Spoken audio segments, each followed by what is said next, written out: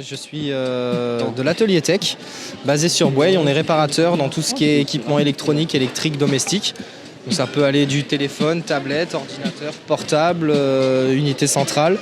J'ai une partie rétro gaming, donc tout ce qui est vieilles consoles de salon, portable aussi. Beaucoup de choses sont réparables et qu'on jette. Beaucoup de choses, beaucoup trop. Voilà, donc en termes d'écologie, pour préserver un peu l'environnement, on essaye dans la mesure du possible de faire repartir des appareils qui sont défectueux ou en panne. C'est quoi les pannes classiques? Les pannes classiques, on a beaucoup sur les télévisions, c'est des problèmes de rétroéclairage, donc des bandes LED à changer, ce genre de choses. Ou tout simplement, c'est des petits problèmes d'alimentation, des condensateurs qui sont en fin de vie, fatigués, du coup qui font un effet défectueux sur la carte. Donc on remplace tout ça et puis ça repart pour le plus de temps possible.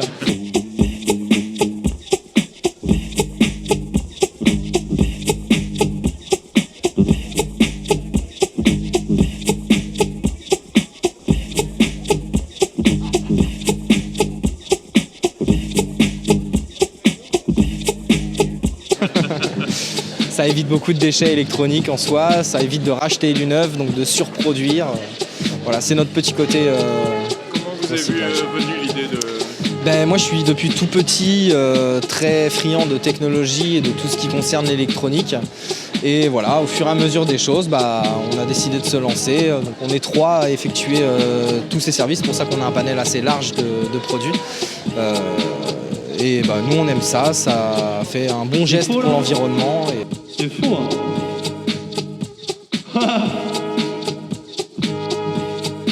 Si, la dernière, ça va. Est-ce qu'il y a des choses irréparables? Ça peut arriver effectivement, quand des cartes sont vraiment trop endommagées, ce serait vraiment trop compliqué ou surtout trop onéreux. C'est ça ce qui nous freine surtout, c'est le coût de réparation qui, suivant le prix d'achat de l'objet, en fait les gens ne veulent pas forcément faire réparer parce que ça remonte à plus cher ou le prix d'équivalent de remplacer à du neuf.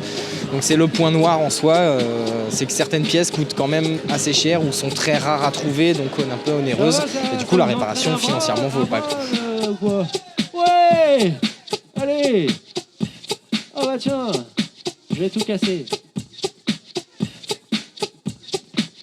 Je sais pas qu'est-ce que j'ai fait du micro là, de l'autre. Ça existe un marché d'occasion des pièces? Ça existe, on y arrive de plus en plus. Il y a des plateformes même qui commencent à se mettre en place, qui regroupent du coup plusieurs professionnels de la réparation, qui mettent à disposition du coup tout un référencement de pièces d'occasion.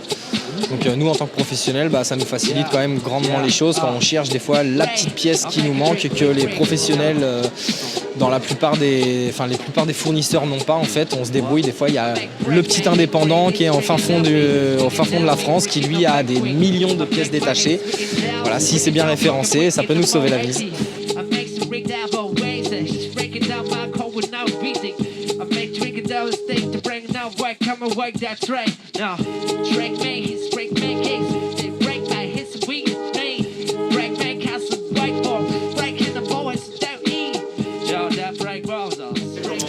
Alors vous pouvez nous joindre donc sur le numéro, on a un numéro de fixe, c'est un standard qui va du coup après en fonction de vos besoins vous aiguiller vers nos lignes respectives, donc entre Julien, Guillaume et moi.